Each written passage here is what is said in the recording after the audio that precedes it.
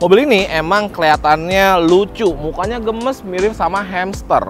Tapi apa yang ada di balik kap mesinnya dan yang ada di drivetrain-nya itu nggak main-main Sobat Setir. Penasaran? Ikutin terus videonya sampai habis.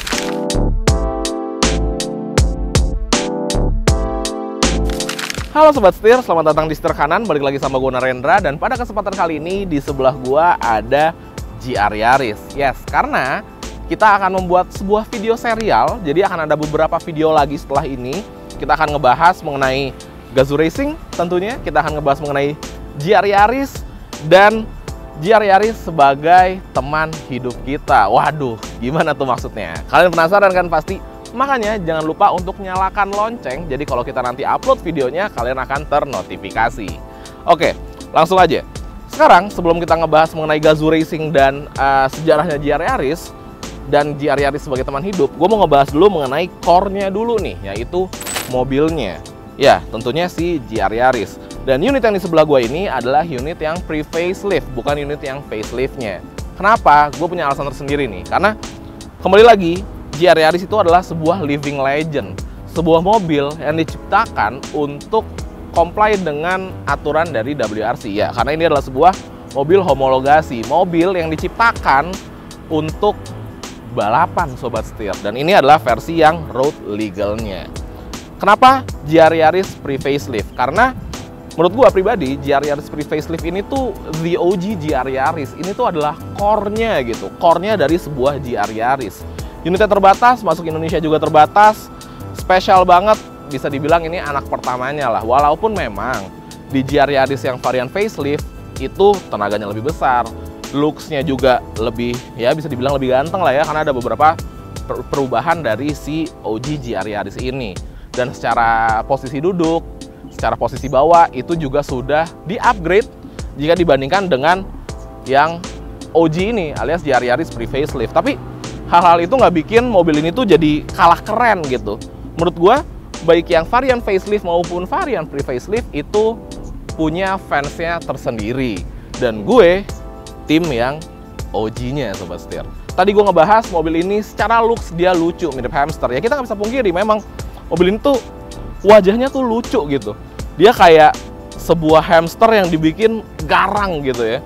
Karena memang secara desain GR Yaris ini itu bisa dibilang mirip dengan Yaris versi Europe-nya atau Yaris versi Jepangnya gitu. Memang wajahnya mirip.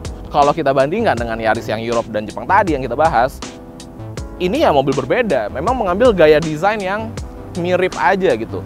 Sama yang mirip aja beda, apalagi sama yang desainnya beda, yaitu Yaris yang di Indonesia. Tentunya it's a whole different car Sobat Setir, seperti itu. Tapi memang tetap membawa nama Yaris, jadi lebih bisa dibilang lebih friendly lah rasanya, kita lebih kenal lah, karena kita akrab banget sama nama Yaris ya. Yaris sendiri di Indonesia juga sudah bermodel-model gitu, mulai dari Yaris pertama yang bapau, kemudian ada Yaris lele bahasanya ya, sebutannya ada Yaris Joker, hingga Yaris yang sekarang. Iya, nama Yaris tuh emang udah terkenal banget secara global di dunia gitu.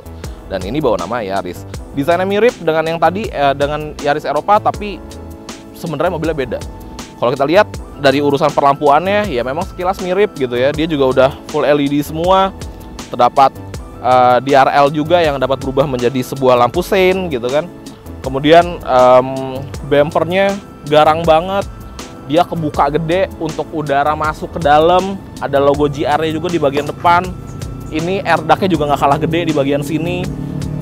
Terdapat tambahan body kit serta stiker-stiker di bagian samping yang bikin mobil ini jadi lebih spesial lagi Sobat Setir gitu. Ini sih kalau kita lihat dari bagian depan, looks-nya sangat-sangat sporty dan intimidating. Tapi kita tetap bisa lihat nih wajah lucunya dari sebuah Yaris gitu.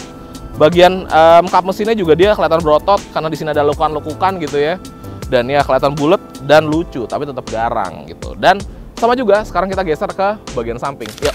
Nah, bergeser ke bagian samping, kelihatan ya bahwa mobil ini memang sebuah hot hatchback 2 pintu, tapi dia memiliki wheelbase yang panjang gitu, menggambarkan bahwa mobil itu mobil yang serius nih urusan handling serta performance-nya. Wheelbase-nya panjang, track-nya juga lumayan lebar Sobat Setir. Kita mulai bahas satu-satu. Nah, di bagian depan ini, karena ini adalah varian package, makanya terdapat stiker GR di bumpernya, tapi bumper bagian samping gitu ya. Serta tentunya ada badge GR di bagian fender, serta ada sebuah stiker, balik lagi karena ini adalah varian package, stiker hingga ke bagian belakang gitu. Cakep, nice. Kemudian kalau kita intip di bagian velgnya ini adalah velg yang memiliki desain yang bisa dibilang sama ya dengan yang digunakan di GR86, sama juga seperti yang digunakan di Subaru BRZ gitu. Ini velg memang desainnya kelihatan simple, tapi menurut gua sangat-sangat komplimen dari looks sampingnya sebuah GR Yaris. Ukurannya juga nggak begitu besar, dia menggunakan ring 18 dibalut dengan ban berukuran 225/40 ring 18 dari Michelin Pilot Sport 4S. Jadi untuk urusan grip dan kenyamanannya, boleh nih bannya sobat setir. Nah, di bagian samping ini dia juga terdapat sebuah tambahan side skirt, memberikan kesan makin lebar, makin gondrong lagi ya. Nice, cakep. Sama juga untuk velg belakang, dia ukurannya juga sama, ring 18, bannya juga sama, 225/40 ring 18 dari Michelin karena dia GR4. Jadi butuh grip yang adil baik di bagian roda depan maupun roda belakang gitu. Nah, mobil ini itu memiliki dimensi panjang di 3.995 mm, lebarnya di 1.805 mm, dan tingginya di 1.455 mm. Nah, wheelbase-nya itu di 2.560 mm, dan trek depan di 1.535 mm, dan trek belakangnya di 1.565 mm. Untuk ground clearance-nya sendiri itu di 124 mm. Pintunya, ini ukurannya panjang, selayaknya dua pintu lainnya gitu. Pintunya panjang, dia juga frameless tuh, jadi makin terasa kesportiannya. Di sini ada kaca kecil untuk penumpang belakang.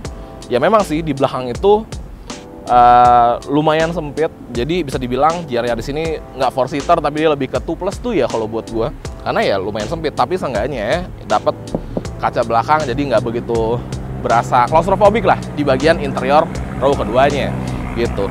Dan yang gue suka, siluetnya itu nice banget, jadi dia roofnya sloping, semakin ke belakang semakin rendah, dan kita langsung disambut sama si hips yang lebar ini. Hips ini kelihatan seksi banget kalau kita intip dari belakang. So sekarang kita geser ke belakang. Yuk, bergeser ke bagian belakang, sama di sini juga sporty banget, dan yang nice-nya kelihatan nih atap si karbonnya, karena memang mobil ini tuh rendah sobat setir gitu. Bagian belakang dia juga nggak kalah sporty, desain lampunya menurut gua ini cakep banget sih. Dia kayak meliuk-liuk seperti ini, juga udah LED, jadi penerangannya juga udah optimal. Di bagian tengah terdapat aksen kayak jembatan yang menjembatani antara lampu kanan dan lampu kiri. Kemudian di sini ada logo GR, dan di sini ada Yaris. Yang dimana Yarisnya juga menggunakan fontnya Yaris. Tadi balik lagi gue bilang, itu tuh rasanya friendly banget. Dan ya ada logo GR yang menandakan bahwa ini adalah sebuah GR. Di bawah juga ada logo GR4, menandakan bahwa mobil ini menggunakan penggerak GR4 ya, si all-wheel drive-nya dari Gazoo Racing tersendiri itu. Nice banget. Turun lagi ke bagian bawah, dia bumper belakangnya juga sporty banget malah bisa dibilang. Dia ada splitter-splitter kayak gini juga. Kemudian dia knalpotnya ada 4. Dia quad exhaust, sporty banget. Dan di bagian tengah terdapat rear fog lamp juga sobat setir.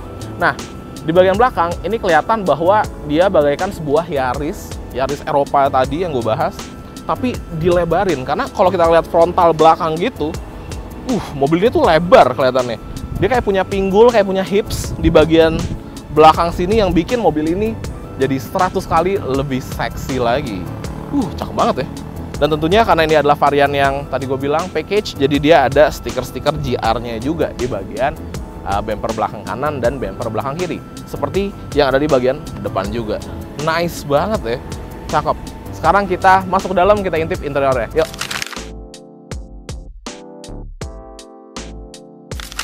Nah, masuk ke dalam kita langsung disambut dengan interior yang menurut gua ini kelihatannya simple, tapi tetap sporty looks banget sobat setir. Jadi kalau secara interior di varian yang pre-facelift ini emang cukup sederhana aja. Jadi dia memiliki desain yang gembung-gembung, membulat-membulat gitu, lucu seperti selayaknya sebuah Yaris. Di bagian tengah terdapat sebuah head unit yang juga konektivitasnya support Bluetooth, Apple CarPlay, Android Auto juga. Sebenarnya cukup basic sih. Kemudian kalau kita turun ke bawah terdapat sebuah ventilasi AC dengan 2 buah penyimpanan terbuka gitu. Ke bawah lagi juga ada untuk pengaturan AC, dan yang spesial adalah ini dia. Jadi ini adalah untuk mengatur driving mode-nya. Dia ada 3 driving mode nih sobat setir. Ada normal, kalau kita putar dia jadi sport, Kalau kita putar ke kanan dia jadi track. Tapi ini pembahasannya nanti di video selanjutnya ketika kita driving sobat setir. Nah, turun lagi ke bawah. Ini ada shifter manual 6 speed. Dia juga lumayan short ya shiftingnya, jadi kita bisa shifting dengan cepat gitu. Tapi balik lagi nanti kita bahas ketika kita lagi driving. Turun lagi ke bawah. Di sini ada 3 buttons, ada IMT. Ini untuk membantu kita ketika lagi shifting, dia kayak semacam rev matching gitu. Kemudian di bawahnya ada traction control off, dan di bawahnya ada start stop untuk mematikan. Kemudian di sini ada 2 buah cup holder dan rem tangan otot sobat setir. Dan yang spesial dari GR Yaris ini, terutama yang varian pre-facelift adalah ini dia. Di sini ada semacam kayak badge gitu. GR WRC Developed for FIA World Rally Championship. Nah, ini yang sayangnya udah nggak ada di varian faceliftnya. Padahal menurut gue ini adalah sebuah kebanggaan tersendiri ya ketika kita memiliki mobil yang tulisannya seperti ini. Bener-bener nice banget. Oke, bergeser ke bagian samping. Untuk instrumen cluster juga dia basic banget, simple banget. Dia ada tudungnya seperti ini. Kemudian ada 2 buah dials besar. Di bagian kiri ini ada RPM serta untuk suhu dari mesinnya. Kemudian di bagian kanan ada speedometer yang speednya bisa sampai 280 km/jam, tertulis di sini. Kemudian ada satu yang memang kepake banget ketika kita lagi berkendara, yaitu dia ada boost meter nih di tengahnya. Jadi dia ngasih tahu boost kita lagi di berapa. Tuh, dia naik gitu ya. Kemudian kalau kita geser, ya sisanya sih kayak TPMS, total distance, dan si AWD-nya GR4 seperti itu sobat setir. Kemudian steering wheel ukurannya nggak kegedean, pas aja sesuai dengan mobilnya.